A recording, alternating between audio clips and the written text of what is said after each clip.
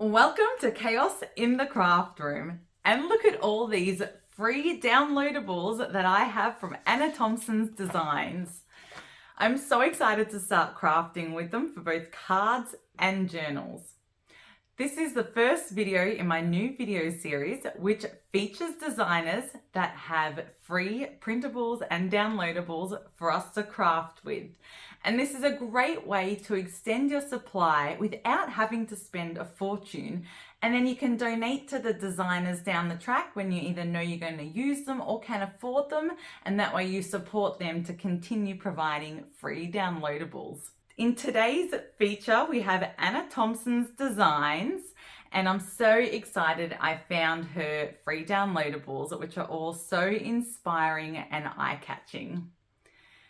So make sure you follow Anna on Facebook, and her Facebook group is Anna Thompson's Designs Group, and request to join that group so you have access to them.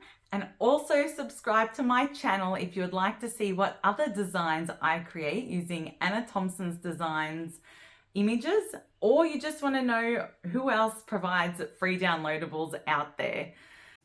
So I've created 2 cards using these designs, and this is my first card.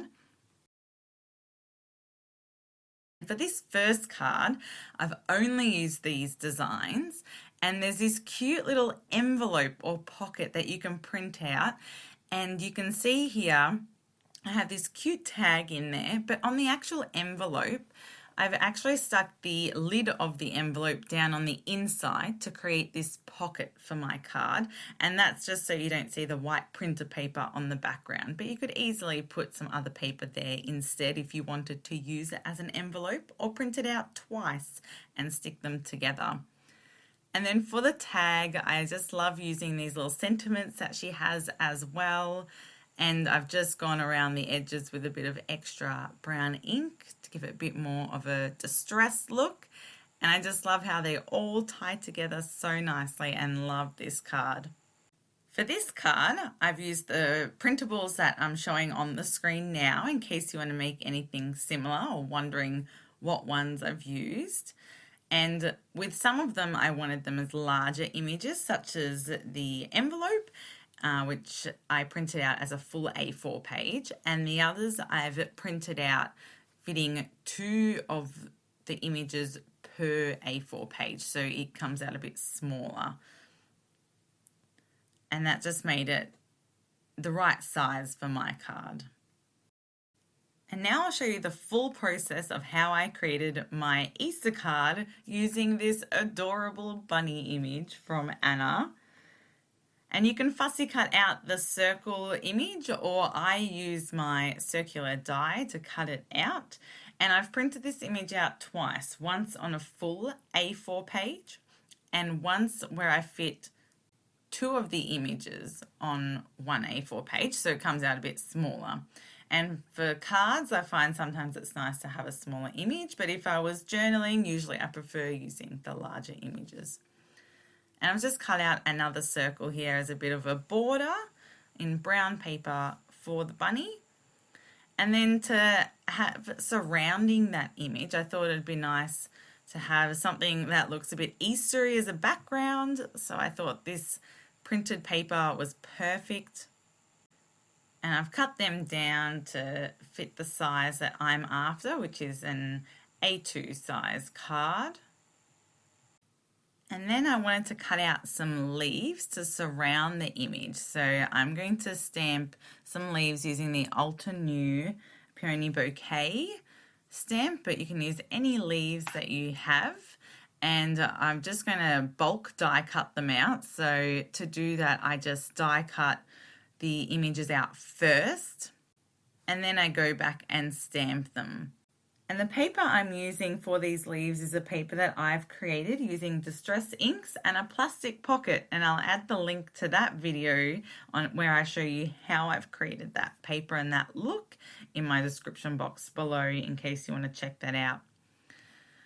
So to bulk stamp them, to make it a lot quicker than stamping first and then fitting the die around the image, I just cut out a blank piece of paper with the two images, and then I stick down using removable tape that image onto just some plain white paper, and then I just sit them in there and use my MISTI to then just bulk stamp these. So that way I can line up the image once and then just sit the little cutouts in there and stamp them numerous times. It's a really quick way to do that bulk stamping. The ink that I'm using for stamping the leaves is the Lawn Fawn Artichoke colour, which I just thought complemented the other colour of the paper really nicely. And I didn't want it to be too bold being black. I just wanted it to blend in a bit. And I love using this technique for all my bulk stamping. And that way I just have to line it up once, because that's really the time-consuming part. I love having this background paper for the leaves because it gives that more natural look. You know, leaves aren't perfect, so it's nice to have that imperfection in a way on the leaves and makes it look like it has a bit of texture. And then once I've stamped these leaves, which I always stamp more than I actually need, so I have some more ready to go for my next project, I also thought it'd be nice to have some Easter eggs hiding amongst the leaves, so it's like having a hidden Easter egg hunt within the card. And for that, I'm going to use the Bosskut brand die and using the Easter egg by Olivia Myers die set. But really, I mean, these shapes are so simple, you can easily just fussy cut some Easter eggs out. And now it's time to assemble the cards together. And usually when I have a central image that I want to put a few things around the outside, I will lift up the central image with a bit of foam tape, and that way I can easily slide the other images behind it. Or the other trick is, if you want to post it without raising the center of it, if it makes it too thick to post, what you can do is you can just glue down the center part of the image, so not the whole image, and that way you can still slide the other leaves behind it. I find if I stick down the leaves first, I can sort of get the placement a bit wrong with where I want it if I just then stick them first and then stick the circular image on top. I then go ahead and place the Easter eggs where I think I want them and then glue them down. So that's really my process for making this card, and at the very end I also just add a little sentiment saying Happy Easter.